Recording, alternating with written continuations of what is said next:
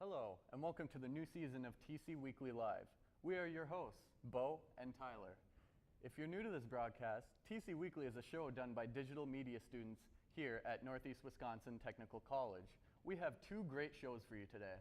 The first show today being Ceiling Sounds. Bo, I hear you're the main attraction of this particular show. Am I? Well, I guess we have to see and find out. Roll the clip.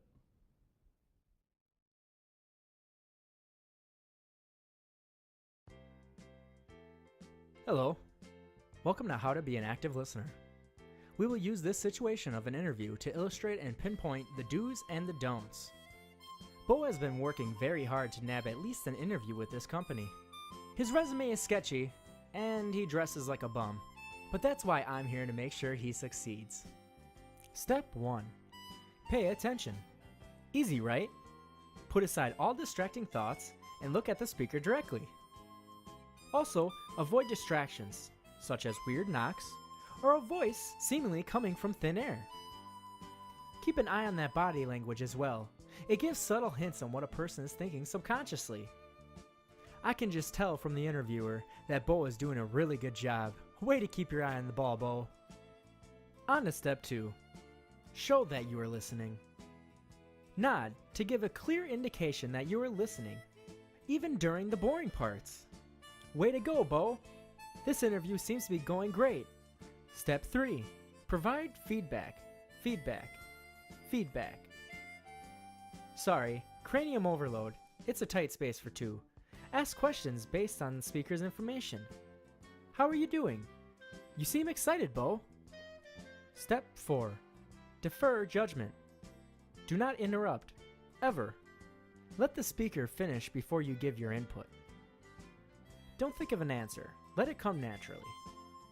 Look at our friend Bo. Looks like it's going well. He's dancing with joy. And finally, step 5. React accordingly. This is just the beginning.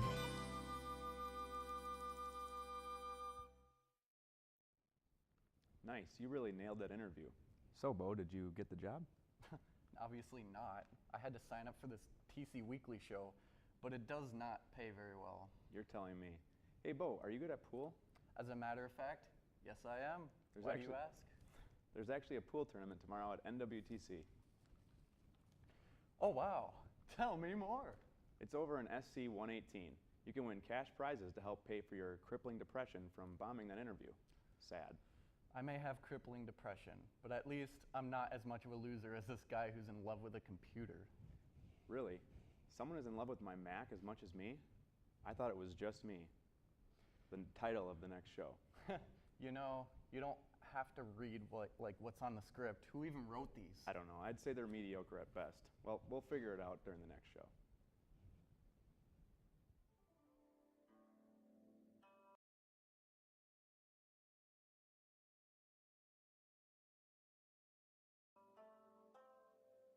My name is Jeff Loudermilk, and you can say that my love affair is quite unusual. Some might even call it weird. But you know what? When love strikes you, who are you to judge? This is Mac, short for Macintosh. Let's just say when we met, the sparks flew. Graphics happened. The audio was blaring. She knew that I was the one, and I knew she was the one. And since then, I have yet to log into another computer, which at times is hard because I had different classes in different rooms. I once tried to buy her, but the teacher said no, and I begged, I pleaded, and they just wouldn't part with her. So I figured one day I'll have my chance. When they're ready to upgrade and she's no longer useful to them, she'll still be useful to me.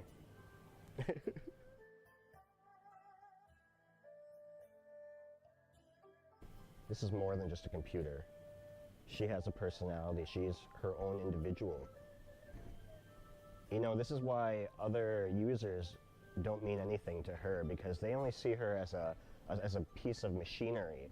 They get what they want. They use her programs and her hard drive space and her memory to the max, and they never even say thank you. But I know that underneath all that hard work is a beautiful soul. A computer who cares. That's my Mac. but you know what? She loves me in a way that she probably won't love anyone else, and that's okay. You know, we all have our own person for us. Sometimes she gets tired and she has to rest, you know, and I let her, because when I need her, all I have to do is say, hey, and she's right there. Actually, hey, yeah, look at that. She's ready. As soon as I hit the right code, which only her and I know, she lets me in. Don't you find it weird that other people have their own phone with the same computer? You know, we know that that's her job. We know it's an odd profession, and she has to get to know a lot of people, you know, and they all get to use her, and it's hard to deal with sometimes. It really is.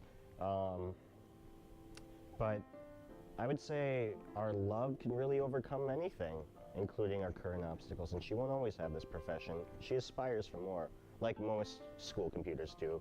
I even hear her when we're not near each other.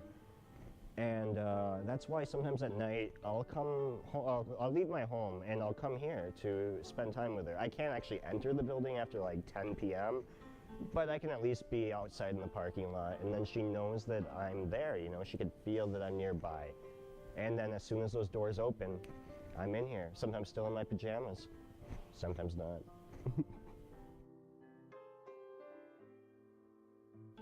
I don't need to visualize her as a human. I know deep inside there's a soul that's just as real as any other human soul.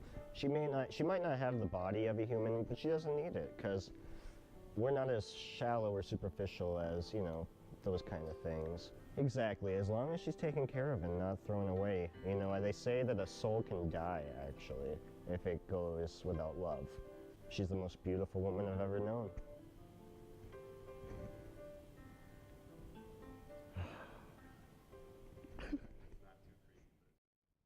Well, we're back, and the scriptwriters have been taken care of. From here on out, nothing but good presentation all around.